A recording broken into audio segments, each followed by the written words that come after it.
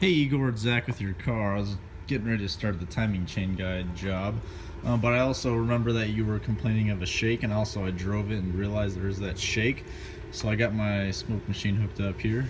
Thought I'd just show you what I saw. It's easier on video, but actually it looks like the intake manifold gasket right where the throttle body mounts to it is leaking pretty well. So that is a good place to start for that vibration. There's actually not any codes for it, which is interesting because that's a pretty serious leak, as you can see. But I also found a couple other things that I'll show you on this video, just so you get an idea. Get rid of some of this smoke so I can show you. I did find a decent coolant leak. Luckily,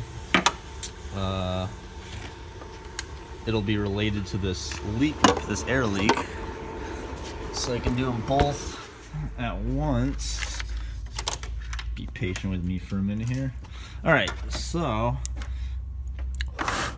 not only is it leaking air, but you can see all the oil buildup. So kind of see that's from the intake, all that crud buildup.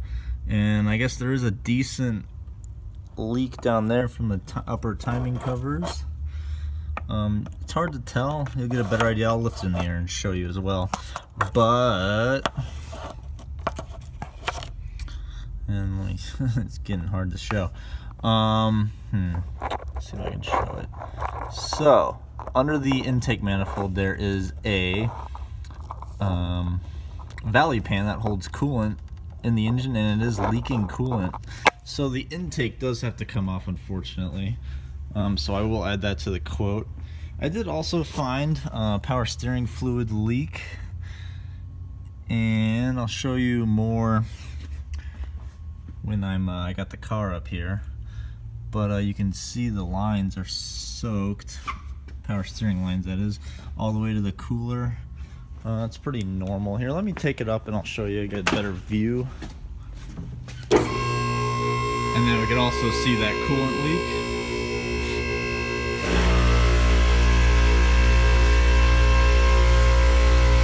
So I know you want this car to be perfect, so I'll show you everything I saw.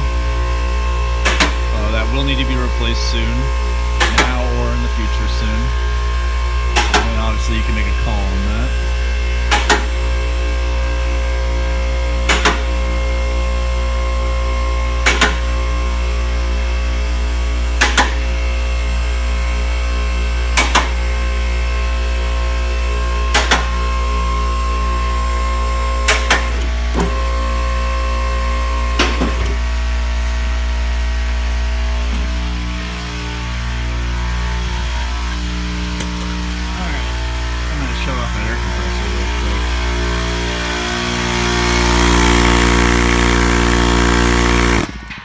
Pretty noisy. All right, thanks for your patience on this.